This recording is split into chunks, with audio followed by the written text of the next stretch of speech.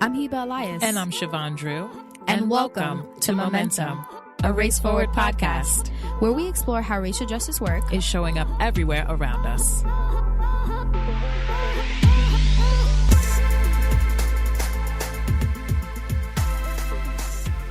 Welcome back to another episode of Momentum. I'm here with my lovely guest co-host, Dennis Chin, VP of Narrative, Arts and Culture at Race Forward. How are you, friend? Doing well. I'm really excited to be on another episode of Momentum. I think this is going to be my last episode guest co-hosting for a little bit. Chevon is coming back from sabbatical. Really excited for her to come back and really excited to talk about the topic that we're going to be discussing with our guest. So Hiba, can you tell us a little bit of what's been going on? So according to Bloomberg.com, Netflix employees raised concerns about offensive material in Dave Chappelle's new comedy special, The Closer, days before its release, warning executives that it's a series of jokes about transgender people and it was potentially inflammatory and damaging, right? The company's leaders decided the show didn't cross the line, sparking Netflix's most significant public labor dispute. And this is not the first time one of Dave Chappelle's specials has enraged the trans community or Netflix employees. After the release of Sticks and Stones, members of both the Black community at Netflix and trans employees created resource groups and met with the company's leadership, including Ted Sarandos, who is the co-CEO and then vice president of original content, Cindy Holland, to discuss their concerns.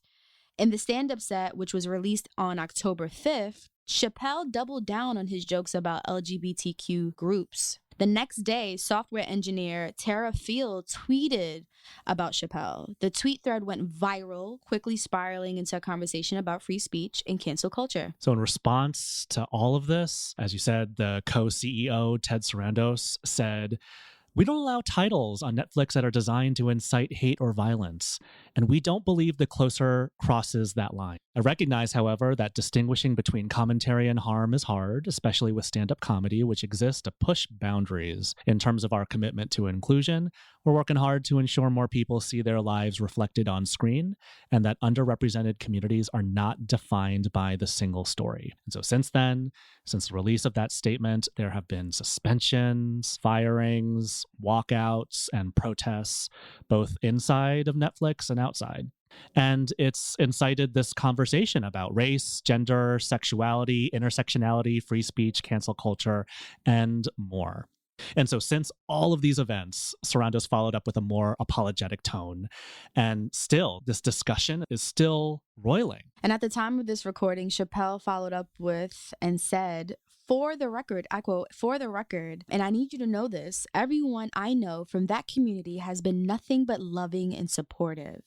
So I don't know what all this nonsense is about. To the transgender community, I am more than willing to give you an audience, but you will not summon me. I'm not bending to anybody's demands." We'll get into this a little bit more in the episode. We're going to dissect this piece and talk more with our guest, Dr. John Paul Higgins. So stay tuned for that. But right now, Dennis, I really want to hear your personal reaction. What are your thoughts? Yeah. Oh my gosh. I just had a visceral reaction when you read that last quote from Dave Chapelle. I really reacted strongly to the word nonsense. And that just really hurt. So I feel disappointed. I feel frustrated. And I think the heart of what makes me frustrated is the further invisibilization of queer and trans Black people. And I think the other thing that I'll say is that everything that he's saying around gender, the thing that's really hard for me to overlook is that those tropes around gender are being used by conservatives and the right wing to thwart and undermine our democracy. Think about the attacks at the school district level of transgender kids in sports. At the same time, attacks on quote unquote critical race theory or a caricature of critical race theory. This is all happening while this special is being released. And so it's hard not to see those connections. How about you, Hiba? You know, when everything was happening, I was like, let me tune in and see what all this hype is about, right? Like there's a lot going on. And then after I watched this segment, you know, I had to really sit back and think about who I am as an individual, how I show up in the world, how I show up in my work. And, you know, being a Black cisgendered Muslim woman, I can understand the point in which Chappelle was attempting to address, which was to underscore the centrality of anti-Black racism. But I don't agree nor appreciate his jokes. But I do want to uplift that point, right? That's a really central point that needs to be uplifted. I agree with you, Dennis. The one thing that he explicitly forgot to mention or address is that queer and trans Black people do indeed exist. And they experience the most horrendous experiences, right? So him in this segment or in this series, you're kind of overriding or not acknowledging that at all, right? You're focusing on the cisgendered population, the Black population, and completely overriding that there are trans Black people, queer Black people that experience both ends, right? It was kind of like a tug of war for me. Yeah, it was definitely a tug of war. I'm excited to be bringing our guest, Dr. John Paul Higgins, who actually wrote an article on Bitch Media to kind of dissect this, right? There's a lot to unpack. And I feel like this episode is really going to be juicy, not because it's us on here, but it's more so, you know, what we're going to be discussing. So let's get into it. Yeah, I'm excited. Dr. John Paul Higgins is a writer, speaker, and social justice educator who focuses on issues related to gender, race, and media. Perfect for this episode. Named Business Equality Magazine's Top 40 LGBTQ Under 40, they have written for numerous media outlets, including Ebony, Paper Magazine, Complex Magazine, and Out, and Bitch Media. Dr. Higgins is currently the executive assistant to Coleman, Domingo, and Edith Entertainment and teaches educational justice at the University of Redlands. They have worked on several inclusion projects with Sherman Entertainment and most recently completed work on GLAAD's 2021 The State of HIV Stigma Report. In 2021, they were named a fellow for Culture Strike's 2021 Disruptors TV writing program and selected as an iHeartRadio Next Up podcaster. What a rock star. This episode is really focusing on Dave Chappelle's show, The Closer. You wrote a beautiful article on Bitch Media called Punching Down: Why Netflix Deserves Some of the Heat for Dave Chappelle's Transphobic Comments. Could you share with us what the heart of the controversy is with Dave Chappelle's Netflix special, and what does the controversy reveal about where we are in the cultural movement? That's a really good question. So I will say I've been on several podcasts since writing the article. I've gotten a lot of heat for writing the article. I think the biggest thing for me is there's this conversation around privilege that I think people keep missing. And I think people think just because you're a Black man in America that you don't have privilege. And even for me, as someone who, you know, I always like to tell people that I identify as a Black cis man, but I'm also trans femme, I'm non-binary, and I'm queer, right? So even in all of those quote unquote oppressions or marginalizations that I carry, I still have to acknowledge that my body and the way that I see myself in this world and the way that the world sees me is ultimately going to allot me some privilege. And I say some with an asterisk, right? Some privilege that won't be given to cis women or won't be given to trans women or trans men, right? Specifically Black trans men, Black trans women. So I have to acknowledge that. And so I think for Dave Chappelle, I think this is kind of step one, right? When we think about this cis het man, specifically cis het Black man who has a platform, who has the backing of Netflix, is going to the stage and is clearly saying, and this is the thing that I keep thinking people don't hear and don't want to come to terms with.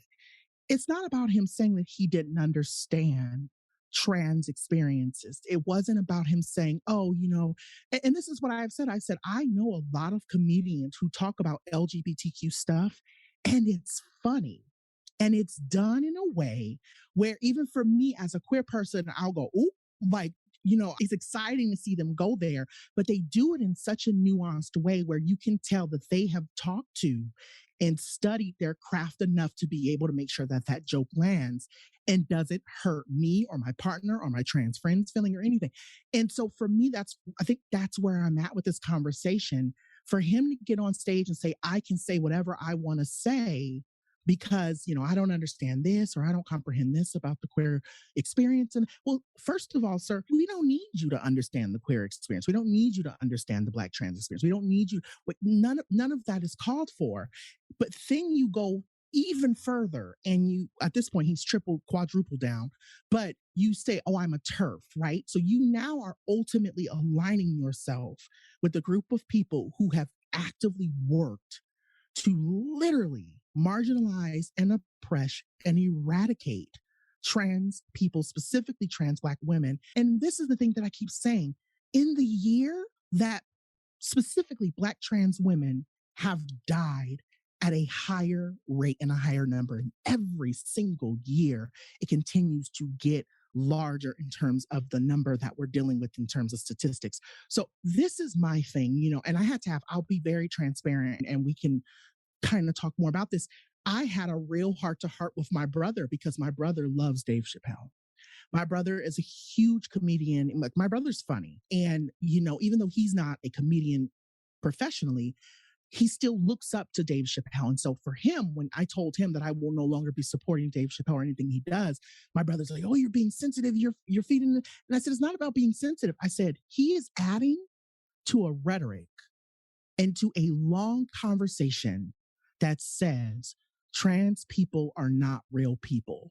I said, it is the same way that white people have worked across the generations, not even years, the generations, to get rid of Black people. I said, it's the same thing. And so when you look at how oppression is connected, and that's the thing I think people keep remissing.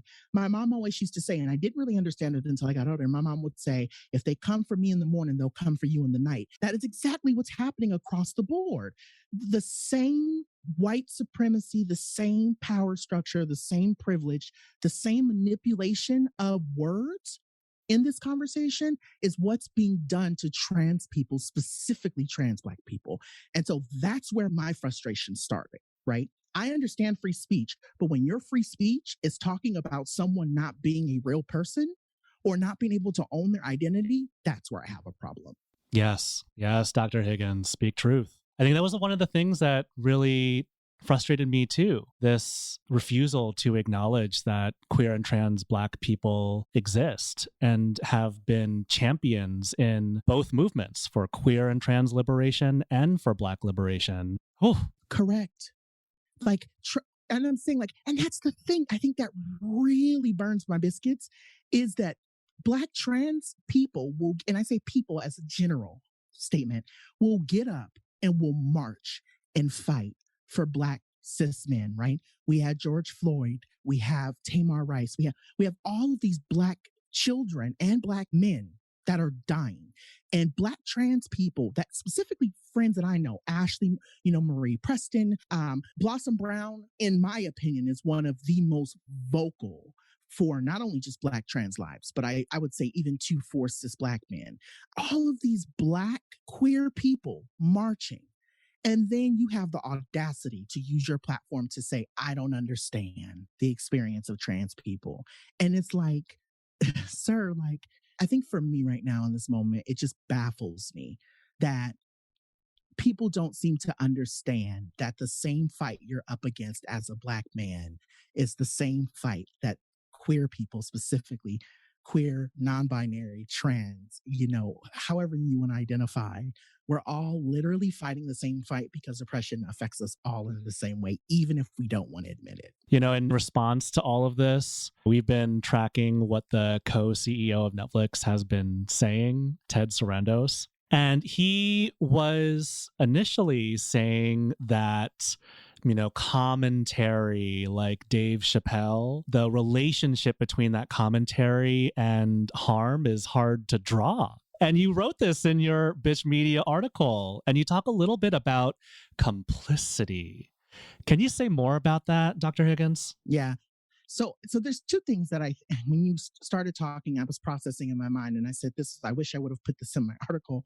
So this is kind of breaking it down for folks who either one, have not seen The Closer, or have seen it and haven't really given it more thought in regards to like Netflix. And this is what I was trying to explain to folks. So a little bit about me. I worked at Chernin Entertainment this year. I'm finally in a place where I'm in rooms where I'm seeing how, they say the sausage is made, right? And for years, I would comment about content, but I never understood how it was made. And so one of the key things that I think is so important to me, there's twofold here. You have several people, right? From the time that Dave Chapelle and his management and his team pitched that they want to do this show, there's a legion of people who see the script, who see the idea, who go out and figure out everything related to this, right? And so then you film it. And then you have people who literally sit there and watch the content and all of what maybe 2.5, 3 hours that he did to make this show. Then you have someone edit it. Then you have somebody who watches it in terms of post-production. Then you have somebody who watches the final version, sends it to the people at the top and says, is this final product good? The problem I have in this is nobody. From the time that they saw the script, nobody stopped and said, you know what? I don't think this is a good idea. And even then, even if that person, for me, right, I recognize that even in the scope of me being an executive assistant, to Coleman Domingo's, company, there have still been moments where I've said, Coleman, I know I don't really know how much, power I have here, but this is just a general concern that I have. You take it or leave it, right? And so I think that that's the thing, to know that there were people who either one, didn't have enough power to say, I don't think that this is a good idea, or someone being afraid to say, I don't think it's a good idea, says a lot about the culture of Netflix. And I think that that's been the biggest thing that I have genuinely been kind of sitting with, is this when you say the culture of complicity, right? This notion that money means more for a company, viewership means more for a company, especially for a company that has made a lot of money off of queer people, right?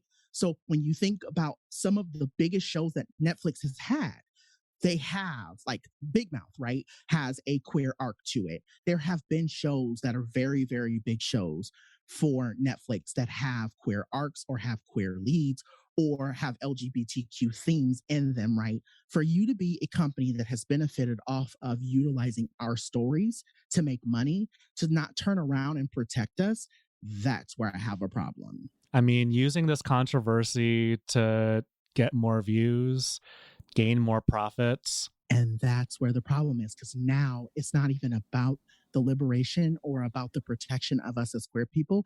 They are still making money off of us. Still. Ooh, that struck me.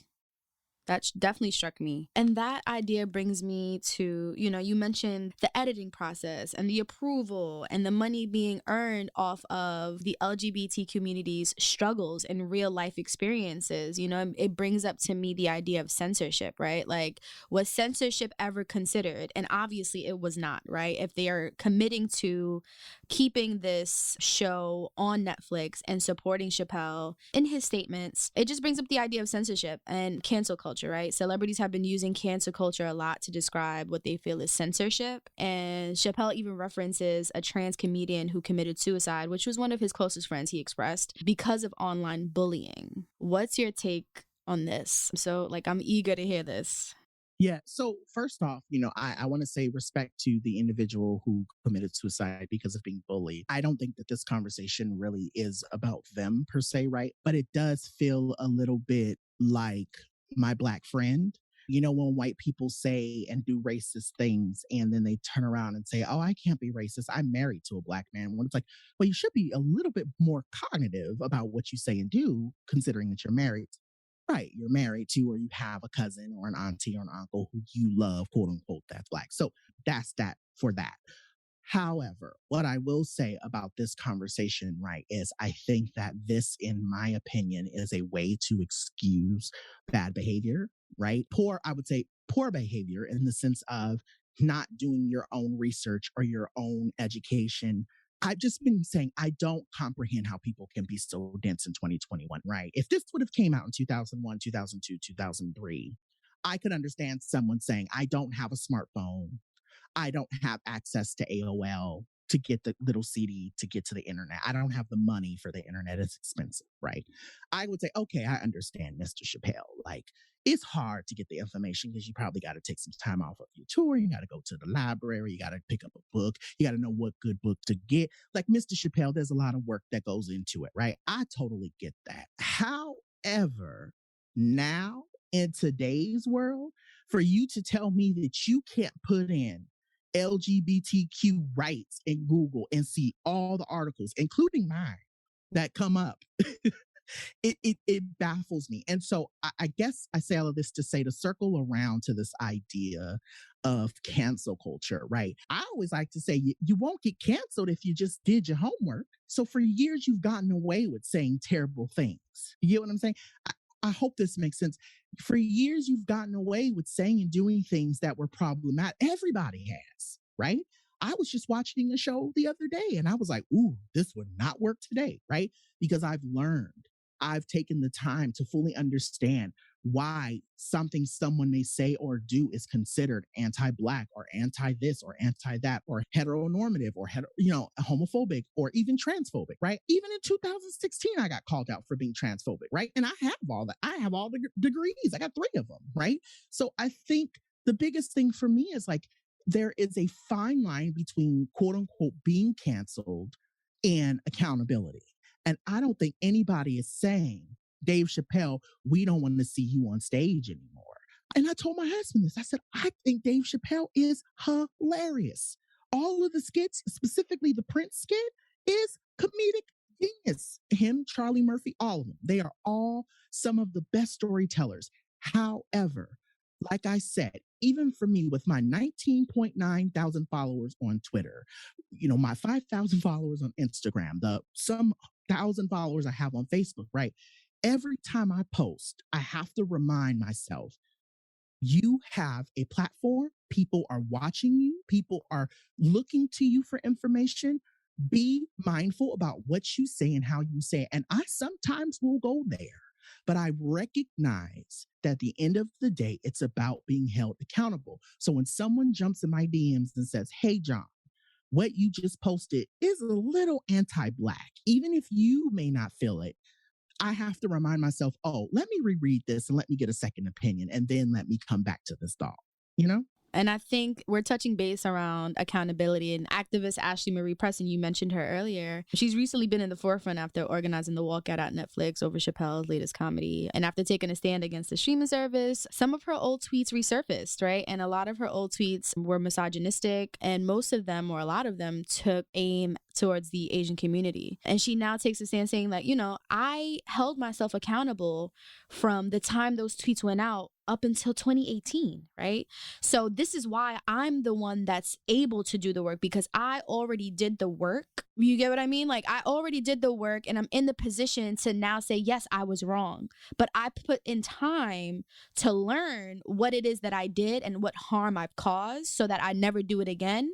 And now I can educate others on how to do it. And this is what I'm doing. And I'm welcoming Dave Chapelle into the space to do the same. To me, it's like I'm torn between the idea of how many times do we need to apologize in order to really show like I've really done the work, I've really learned my lesson. And sometimes it makes me feel like the Black community is held at a higher standard, right? Like if you are a Black person, like you need to apologize 10 times harder and 10 times more than any other race in order for you to get into the space that you need to get into. You get what I mean? So I want to hear your thoughts on this. Yes, go ahead. So this is the thing that I think we have to remind ourselves. And it sucks because even for me in my quote unquote come up, right, in the last few years, I have had if you dig hard enough, you will find that there has been messed around me too, child. But my thing becomes, right, I think when you are Black and you are in the public eye and you understand the way that systematic oppression works, you have to be more cognitive. And that is and again, it sucks. It is a thing, right? I always think about that moment in Scandal where her father is like, you're Black and you have to work twice as hard to just get as far as anyone else. So I think in my mind, There should be enough people. You should my thing is if you set yourself up for success, you won't have a problem. For me, as a Black person who is coming up as a writer, who's coming up in entertainment in terms of a creative, as someone who is, doing social justice work and inclusion work and all of the stuff that I'm doing, I have people around me who will pull me to the side and say, John, I don't think that's a good idea. Or John, I don't think you should say that. Or I don't think you should write that article, right?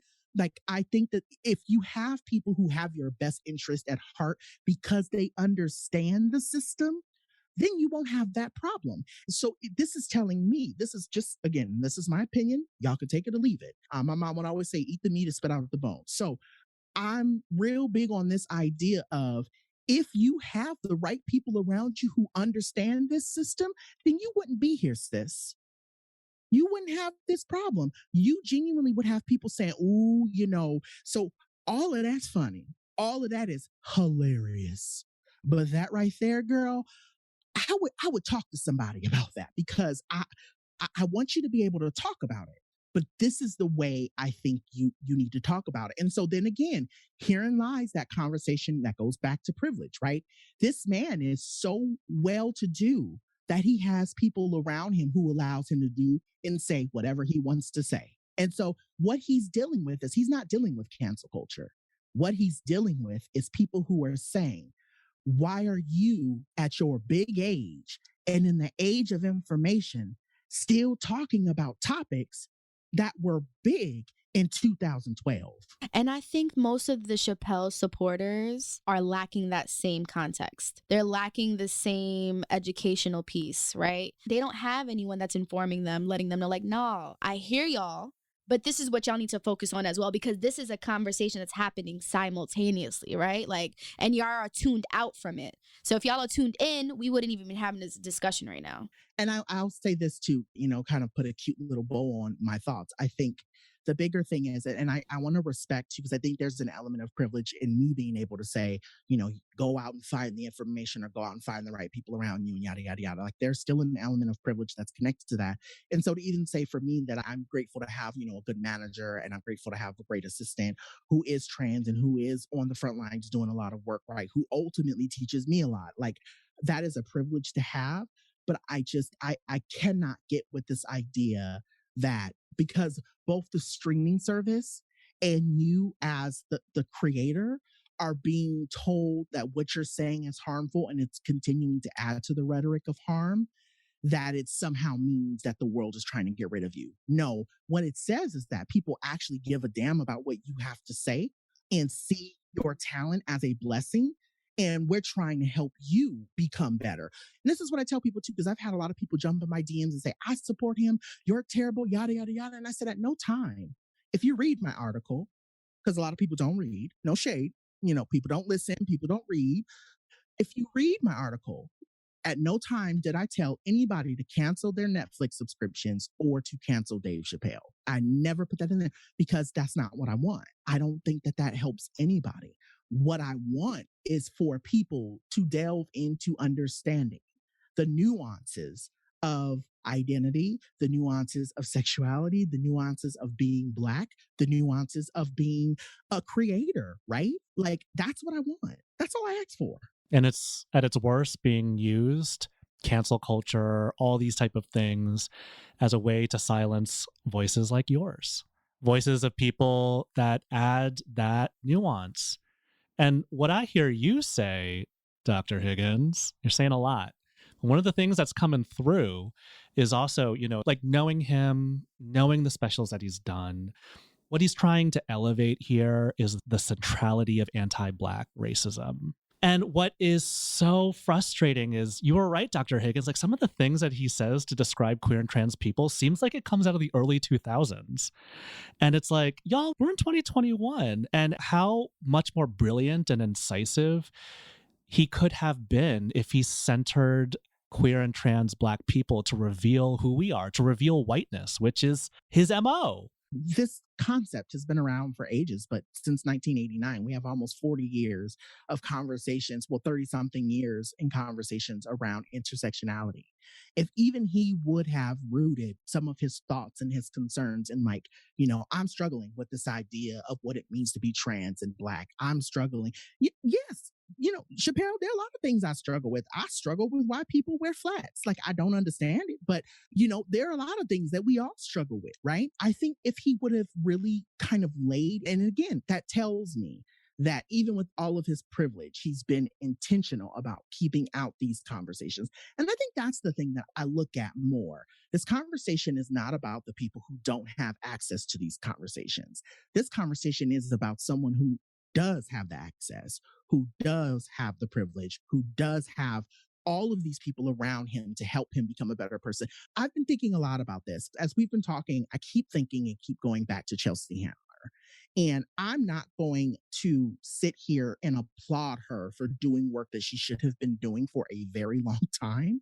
But what I will say is I appreciate when someone finally wakes up, right? I think Don Lemon had his great awakening, right? Like, I don't know if you all remember, but right around, I think it was like early 2017, he kind of woke up and was like, wait a second, racism and oppression is real and it's affecting me too, even as a news anchor, right? Like, I always appreciate when someone wakes up. And I think that that's the thing I'm asking for. I'm like, when are you going to wake up?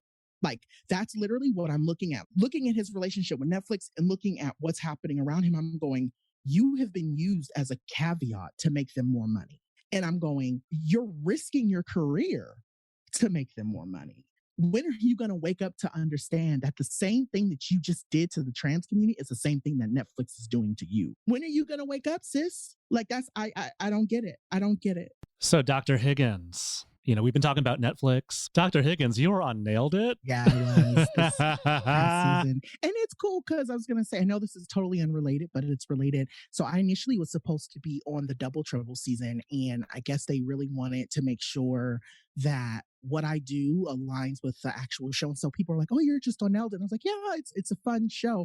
But my episode is actually ode to the ancestors or the folks who've come before us. So we were able to actually like interweave conversations about Harriet Tubman and a whole bunch of, I would say, Black pioneers, basically a lot of people who've done a lot of really cool things. And so it was cool that I actually got to be on that episode because it really falls in line with a lot of the stuff that I do, even though it's a really fun show. So we've been talking about the narratives that perpetuate harm, narratives that go unsaid. And I know that you're a creator, you got a podcast, you have an initiative to support up and coming creators. I want to hear from you, Dr. Higgins, as a creator yourself. What are the narratives that you're looking to uplift in this moment that gets us to more visibility, more equity, and more racial justice? Yeah. Well, I think the biggest thing, this year, I said this yesterday on another podcast. This year has been like, I went from feeling like, oh, no one's ever going to pay attention to me to feeling like all the eyes are on me. I'm especially being announced that, now I work for one of the biggest and one of the hottest actors, queer Black actor too. And so I think for me, I'm recognizing that my platform is changing. And I think the biggest thing, I have gone through my own challenges and struggles around trying to elevate conversations and getting people to understand the ways that racism impacts LGBTQ people, specifically Black, trans, or non-binary individuals like myself. And I think the one, I wouldn't say the one narrative because there's multiple narratives that I feel like I'm trying to uplift. When people ask me, John, what are you doing? Because I do a lot of stuff and they say, John, what are you doing? I always like to say that I am finishing the stories that my ancestors didn't get to tell, right? Like they started a story and I'm hoping that in my legacy that I can they pass the baton to me. I'm gonna use that baton to continue to pass it on to someone else. That's the first thing I really want to do is want to say, like, I'm hoping that I can uplift the voices of like James Baldwin, Bayard Rustin. I dedicated my dissertation to him. Thinking about, Marsha P. Johnson and thinking about Sylvia Rivera, right? Like these are all ancestors who worked very hard to make sure that me as a queer, Black, fat individual could live the way I want to live. But what I say in all that too is I also feel like, and I hope and I pray that my legacy will also remind other queer Black people that their voices are important, that their voices can move mountains, that you don't need degrees to be smart, that you don't need the approval of white voices in order to tell your stories in the ways that you want to tell them. And I want to acknowledge this. I've had a lot of white people tell me, oh, that's not going to sell, or no, that's not going to work, or that, I don't think that that's a good idea, And I've had to really come to terms and say, you know what? I can't continue to work from this place where I'm seeking white people's approval.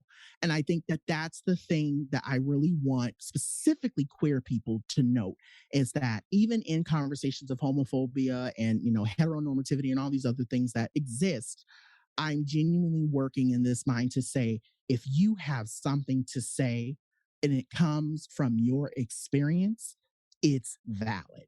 No matter, can nobody change it? And that's what I think people are starting to pick up about the trajectory of the work that I'm doing. It's not that I'm not afraid, because I think about it all the time. I always say, I know that they came after MLK, they came after Malcolm X, they went after Marsha P. Johnson. I know I can be next, right? Like, I know that they are wanting to get rid of me too for speaking truth to power. But I think the biggest thing for me is do not let that stop you from doing what you feel is your life's work. And so I'm just trying to, when people say, oh, I'm living my best life, it's more than just living my best life for me right now. It's really trying to tell those, 13, 14, 15-year-old kids before, trigger warning, I'm about to talk about suicide, before they start to feel like they don't belong here or that there's nothing for them here. I want them to see me and see my work in the same way I saw Andre Leon Talley, the same way I saw Miss J. Alexander. When I was a kid, they were, for me, what I needed.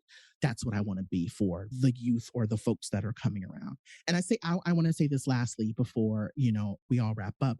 I think the biggest thing for me is to just also remind people, going to Audre Lorde's work and her basically saying, you're afraid when you don't speak and you're afraid when you speak, so you might as well speak. That quote speaks to me because I recognize that I'm way more unsettled when I don't say what I need to say about injustice. So say it. If someone's transphobic or you lose, and this is the thing I've had to come to learn too. If a company doesn't want to work with me because I'm saying y'all are racist and y'all are transphobic and y'all are fat phobic and stuff, then I don't need to be there. That is really what it comes to. I don't need your money. I'm doing quite fine over here. My Lexus starts up every day.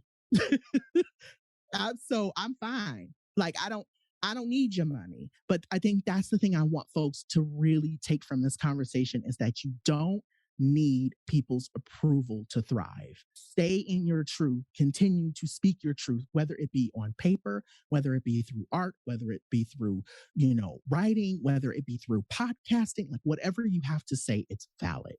Ooh, you were just speaking truth. So I'm going to allow some time for us to process and let that register, because it absolutely is truth. And, you have a lot of work going on that you should absolutely be proud of. But the one thing that kind of stuck out to me the most was that you're writing a book. It's going to be titled Black Boy Joy. I want you to share a little bit more about that and let the audience know like where they can find this book, what it's going to be about. Just give us some details around this, because this is exciting. Yeah. I always like to say everything about me is a work in progress, child. From scripts to books to whatever I'm writing is a work in progress. When I kind of started reckoning with like my own identity and understanding who I was and recognizing a lot of the words and the things that I had taken on in the world, I think for me, writing this book really is kind of an ode to my younger self, of basically saying like, there were a lot of things that were said about you. There were a lot of people who said things about you. These are identities and words that you took on as who you are. What does it mean to kind of let those words go, right? And so where does that Black boy joy come in regards to kind of all of the mess that you have to deal with? So Nat King Cole once said that any day that a Black man smiles is a good day. And I think that for me is the root of what this book is, right? It's me understanding and me writing to the narrative of how I've learned to reclaim my joy. I talk to my therapist about this often, like, what is radical joy for queer Black people? And I think that that's really what this book is. It's really talking about what is radical joy for me. Radical joy for me is when I get with my girls and we're laughing out loud about something messy that someone said or did. And knowing that white people are looking at us like you're too loud, right? And not caring the joy that I get, when, and I know this is really bad, but hey, it is what it is. I'm messy just like everyone else, pulling up to a valet and knowing that they're looking at you like, what do you do to be able to afford a nice car, right? That's what radical joy is to me. I work hard and I love my life and I love the people in my life.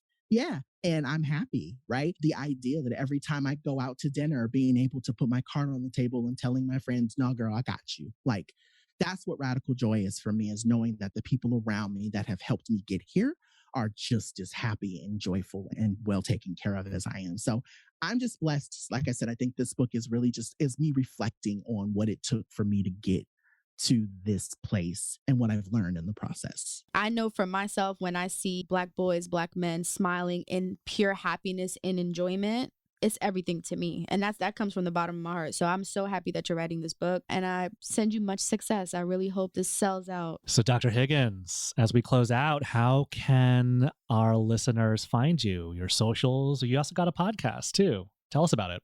A lot of my work is like me, ever transitioning and moving up. But what I will say is, so the first thing about how you can find me, if you are interested in learning more about my work, reading my articles, I had someone recently reach out and say, I want to read your dissertation. You can head over to www.drjohnpaul.com. It's spelled just the way it sounds, Dr. DoctorJohnPaul.com. I'm also on Instagram. I'm most active on Twitter, though. So following me on Twitter, Instagram, using the same at Dr. John Paul is always a great way to find me. And then, so talking about my own podcast. So I was doing a podcast with another scholar named Kevin Allred, and we had done kind of a 2-year run of a podcast called Learnt, where we were really talking about the nuances between, academia and the scholarship around academia, but also within media. And then that kind of just ran its course. And so we ultimately made a decision, to kind of stop recording that podcast. But what I will say is that if you enjoy this in particular episode, I am currently, I don't know if any of you know, but the Next Up initiative is with iHeartRadio. They have ultimately selected a few individuals, and I was one of the lucky people to be selected. We are actively working on, and this is what I was saying earlier, I recorded yesterday for that podcast. So the first episode will be coming out in a couple of weeks. And ultimately when I can, because again, they have me, baby, I'm under so many NDAs, you would think I was best friends with Beyonce. When I can announce the name of the podcast and when I can announce where it'll be and who the producers and things are, then I will ultimately put it on social. But as of right now, no, I'm working on something with iHeartRadio, and I'm really just excited to know that, again, great things are all coming my way. So it was a pleasure having you, and good luck to everything that you have happening. It was really a pleasure to have you. Thank you so much. Thank you, Dr. Higgins.